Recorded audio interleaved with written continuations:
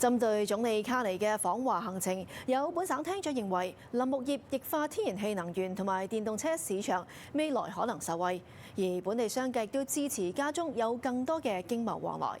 李文欣嘅報導。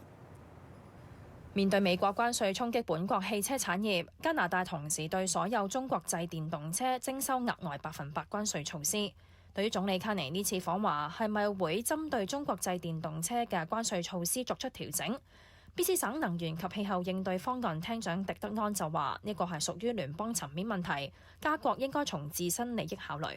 You see that BC is leading Canada in the purchase of EVs. Currently, the government of Canada has, of course, the tariff barriers against China, but also significant non-tariff barriers against European EVs.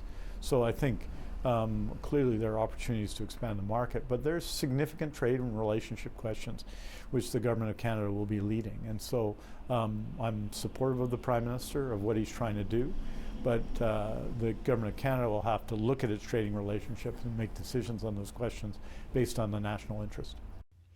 至於能源方面，佢指出 BC 省目前有4個液化天然氣項目正係發展，又需要將天然氣出口到亞洲各國，包括中國呢個龐大市場。And certainly we have an important relationship in terms of products we import. But take the LNG question, for example. There's a Chinese company which is one of the joint venture partners for LNG, which shows the strong links between our jurisdictions. And I think the impetus of the changing relationship with the United States means that countries such as China and India and the European Union and Malaysia and Korea and Japan and others become more important to us, and that's why we have to engage with them. 卡尼此行另一個有意推廣嘅產業，亦都包括林木業。BC 省多年嚟一直向中國出口軟木材。省林木廳長柏默就指出，近年俄羅斯大量廉價木材轉銷中國，令到 BC 省出口下滑，期望借卡尼訪華重建中國市場。Yeah, well, certainly our forest products have declined over the course of the last number of years, fairly significantly. Much of that has to do with the fact that Russian lumber was no longer being welcomed into the EU, and with that led to Russia offloading all of its cheap lumber into China. And so we see huge opportunities in the future for us to be able to build back those markets. 中國係加拿大第2大單一國家貿易夥伴。2024年雙邊商品貿易總額達到1187億。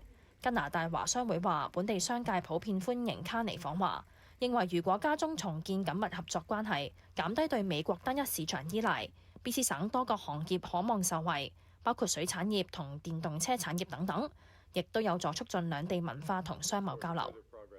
今次一個解凍之旅，我相信係可以將大家關係緩和翻。咁同埋我哋睇一睇咧，就唔係淨係經貿嘅生意可以做。當兩個關係友好咗之後咧，可能好多旅遊業啊、投資啊、甚至留學生啊，即係好多相應嘅其他嘅交往咧，都會蓬勃翻。咁呢啲都會帶嚟經濟利益嘅。佢又話：過去幾年唔少中國商貿訪問團未能夠取得加拿大簽證，期望雙邊關係改善之後有助放寬簽證安排，進一步促進交流。News 記者李文一報道。